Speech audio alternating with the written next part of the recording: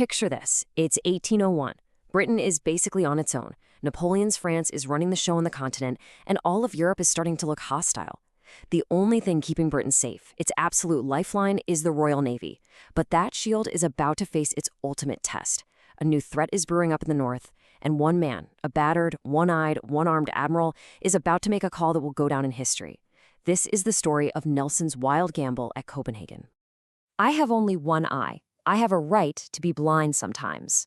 These are the famous words of Vice Admiral Lord Nelson. So what on earth could make a commander say something so incredibly defiant, so insubordinate, right in the middle of a brutal, raging battle?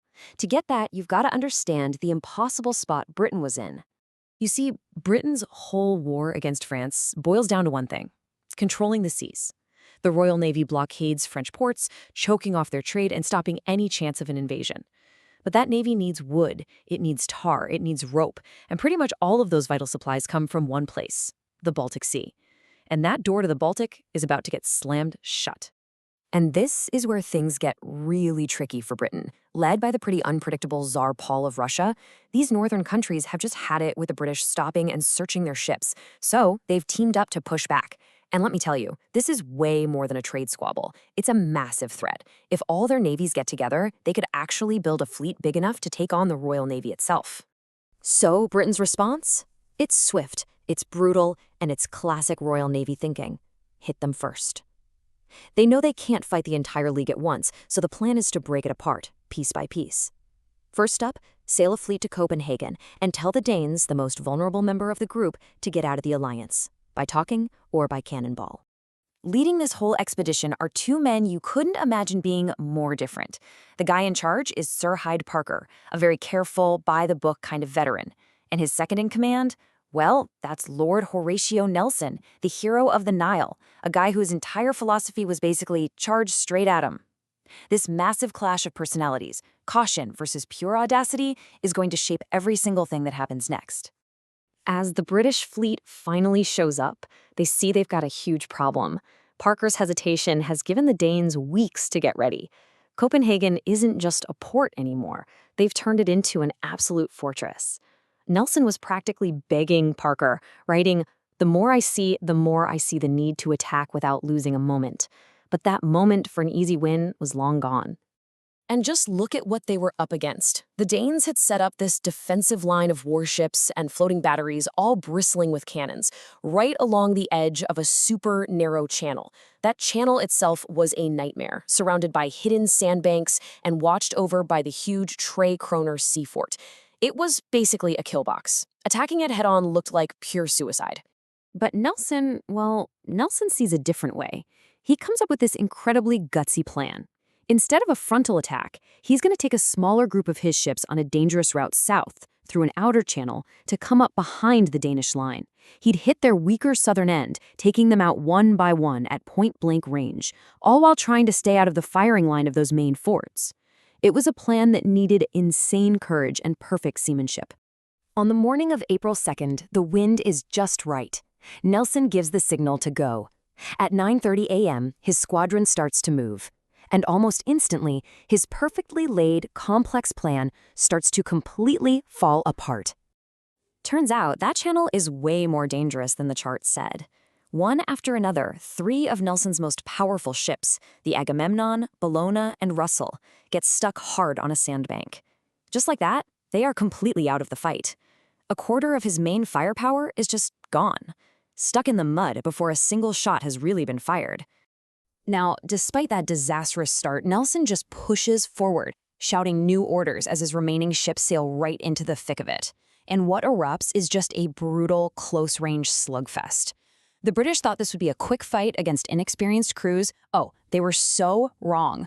The Danes, many of them just regular folks who had volunteered hours before, fought with this unbelievable, desperate courage that even their enemies had to admire. 4 hours later, the battle is a bloody stalemate. From Nelson's flagship, it looks like the Danish line is starting to crack. But from 3 miles away, all his commander, Admiral Parker, can see is smoke, fire, and what looks like crippled British ships. The man in charge is getting very, very nervous, and he's about to do something about it. Yeah, Admiral Parker, watching from his flagship miles to the north, can't see any of the details. All he sees are his 3 ships stuck on the sandbank, signaling for help, and just unending chaos. Fearing a total disaster, he does what he thinks is the sensible thing. He raises Signal 39, the order for every ship to stop fighting and retreat. So Nelson sees the signal.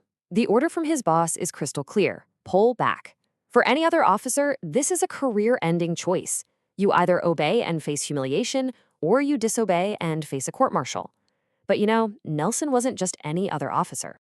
And right here is one of the most legendary moments in naval history. Nelson turns to his captain and says, "You know fully, I have only one eye. I have a right to be blind sometimes." Then he literally holds his telescope up to his blind eye and announces, "I really do not see the signal." He keeps his own signal, engage the enemy more closely, flying high. But this defiance had a real cost. A squadron of smaller British frigates sees Parker's signal, tries to retreat, and gets absolutely torn to pieces by the Trekroner fort's guns. Their commander was killed. At this point, the battle is mostly won, but Nelson's own ships are too banged up to just sail away. So he switches tactics. He goes from brute force to some seriously sly manipulation. He writes a letter to the Danish crown prince, sends it over under a white flag of truce, and pulls off an incredible bluff. He basically threatens that if the Danes keep shooting, he'll have no choice but to burn the ships he's captured, with all their wounded Danish sailors still on board. And the bluff works. The Danish prince, looking out at the pure destruction in his harbor, agrees to a ceasefire. That 4-hour battle was horrifically expensive. The Danes lost around 2,000 men and most of their defensive fleet. The British lost nearly 1,000 themselves. But Nelson's gamble had worked. He'd won a tactical victory. But what happened next? Well, that turned it into a massive strategic win. Just 6 days after the battle, this bombshell piece of news arrives. Tsar Paul of Russia, the guy who put this whole league together, has been assassinated. With him gone, the League of Armed Neutrality just loses its entire purpose. It completely falls apart.